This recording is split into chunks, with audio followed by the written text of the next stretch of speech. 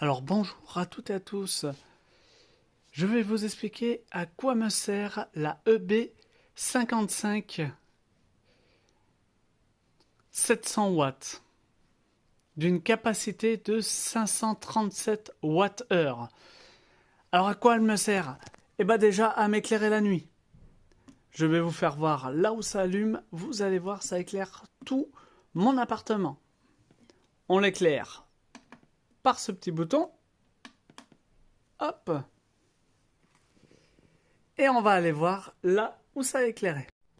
Donc voici, ça éclaire cette petite ampoule que j'ai mis ici et qui me permet d'éclairer toute ma surface habitable de vie. Ensuite, à quoi elle me sert aussi? Eh bien, à alimenter ma maison en énergie grâce à une adaptation EcoFlow qui sera une prochaine vidéo de l'unboxing de ces fameux onduleurs que EcoFlow a créé. Alors moi j'ai mis une prise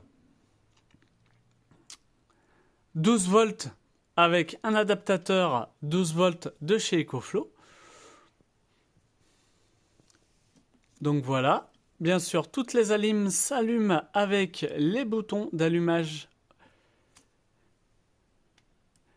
pour allumer les ports qu'on a besoin. Donc comme je vous ai dit, 12 volts, le 220 et les prises USB. Il a un mode éco, donc la nuit il s'éteint l'écran. Pas de souci sur ça.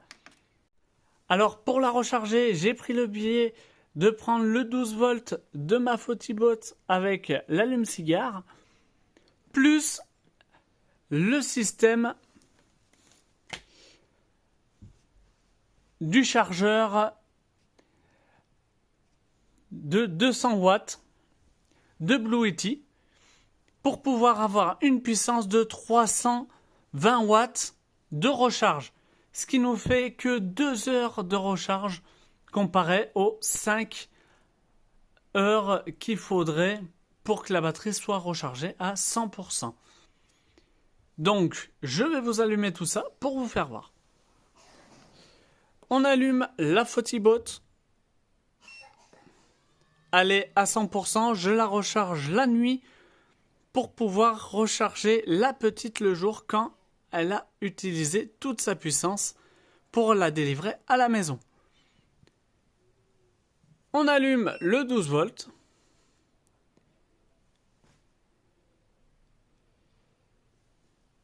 Qui nous fait un apport de 102 watts.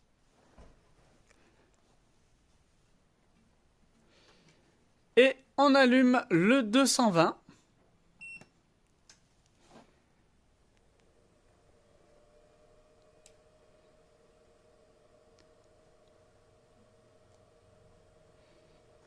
Qui nous fait un apport direct de 321 watts. Ce que la Photibot délivre. Il y a une petite perte au niveau du convertisseur et on se retrouve à 313 watts de rechargé. Autant vous dire, ça recharge du coup plutôt vite. Vous pouvez aller jusqu'à 400 watts. C'est juste une information que je vous donne, c'est pas une obligation. Si vous n'avez ni panneau solaire, ni chargeur 12 volts, vous pouvez très bien la recharger avec le chargeur qui est inclus en 205 watts exactement. Et là, ça rechargera à peu près en 3 à 5 heures.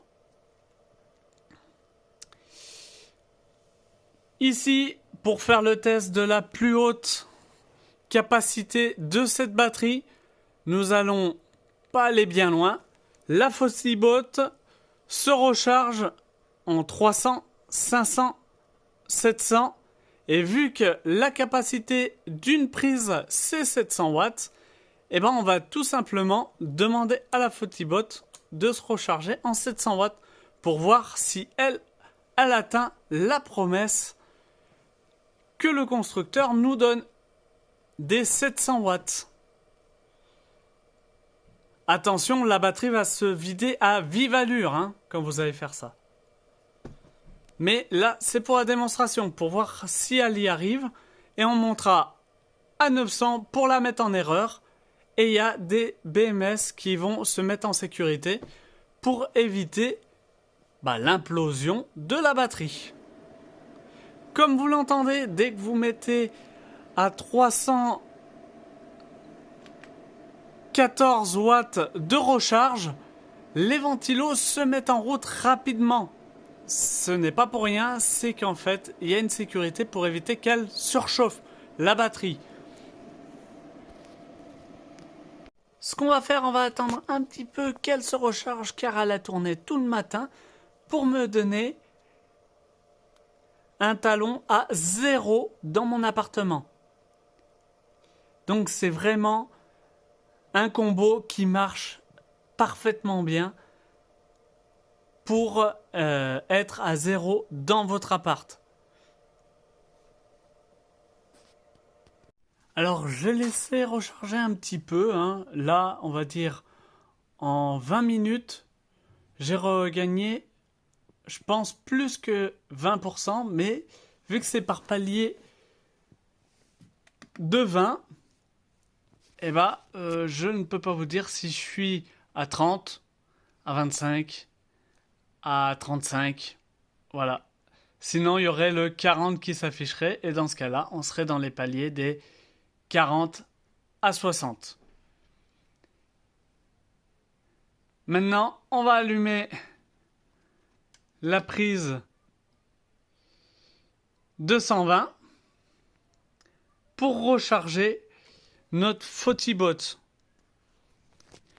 sur le 220 de la Photibot. Tac. Je l'ai mis sur 300 la Photibot pour commencer. Hop. 500. 300. Et on démarre.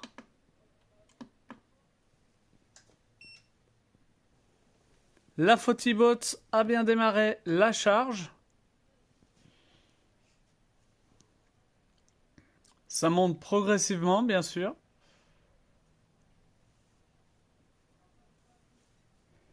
Mais on sent que la Blue Yeti se préserve car il reste que 20% de batterie à l'intérieur. Je vais la laisser charger à plus de la moitié pour faire le test. Et je vous montre tout ça. Donc bien sûr, chez nous, on se sert beaucoup aussi de l'USB. Comme vous voyez, on recharge beaucoup nos powerbanks. J'en ai là, j'en ai ici. Là, je les fais recharger solaire parce que ces trois-là, c'est des powerbanks solaires. Qui d'ailleurs, celle-là devrait aller là pour que ça se recharge mieux. Vous trouvez une autre petite powerbank qui se recharge sur la grosse centrale. Donc pas rapide, hein, c'est des chargeurs non rapides sur les petites powerbanks. On peut passer sur du 20 watts sur la grosse powerbank. Et sur la petite, vous avez que un seul USB-C qui vous permet d'aller jusqu'à 100 watts. Donc 100 watts, c'est égal à ce gros câble. Voilà, ça c'est un 100 watts qu'on peut brancher là. Et on peut recharger nos téléphones portables sur du 100 watts.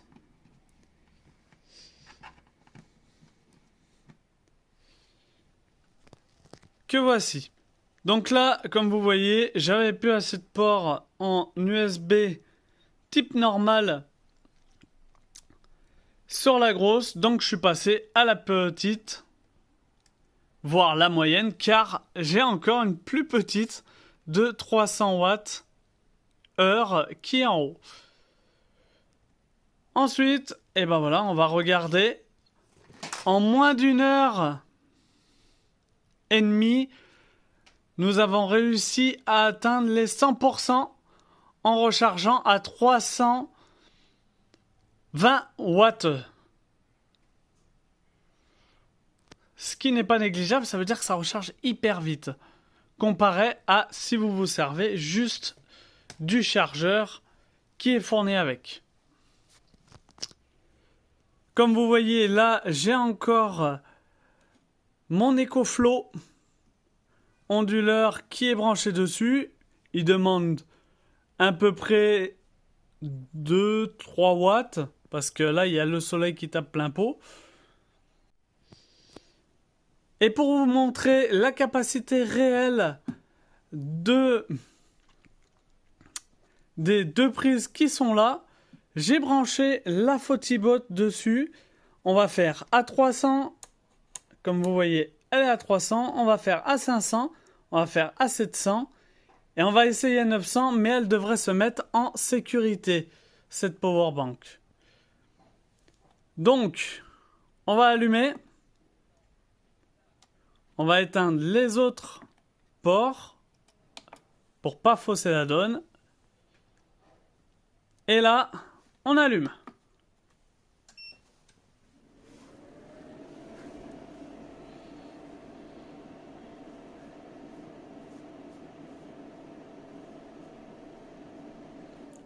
Alors, à 300, elle délivre du 350 et elle recharge à 301 watts. Forcément, vous avez l'onduleur de celle-ci qui consomme aussi de l'énergie. On va augmenter. On monte à 500 watts. Elle a toujours pas flanché. On est arrivé au palier où elle consomme plus que ce qu'elle stocke en énergie en elle.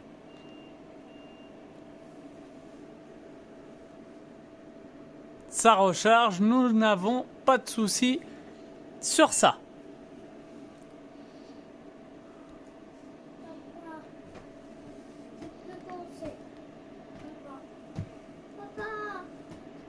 Et là, nous allons aller au maximum qu'elle peut fournir sur une seule prise. Si c'est sur les deux, vous divisez en deux les 700 watts pour vous donner une valeur. On monte à 700.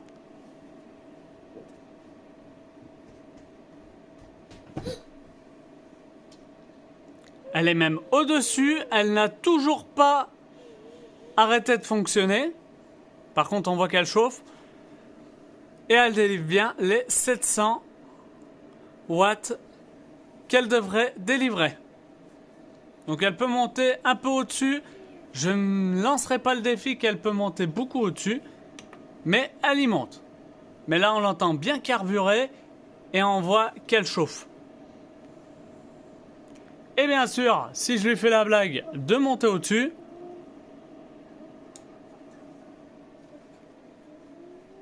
elle devrait s'arrêter. Et voilà. La charge est trop importante. Elle vous dit d'éteindre le système. Elle s'est même arrêtée elle-même. Et va falloir la redémarrer. Donc la sécurité fonctionne super bien et elle peut recharger bien jusqu'à 700 watts. Après vous avez la gamme au-dessus où vous allez jusqu'aux 1000 watts. Mais moi j'ai la 700 watts. Et bien pour clôturer cette vidéo, je vous dis à très bientôt. N'hésitez pas à mettre un commentaire en bas de la vidéo, là tout en bas. Sinon, à faire un gros like, à vous abonner bien sûr si vous n'y êtes pas, à faire scintiller la cloche bien noire, ça peut servir à recevoir toutes les vidéos que je vais vous envoyer. Et moi je vous dis à très bientôt pour de nouvelles vidéos sur Je vis en mode électrique.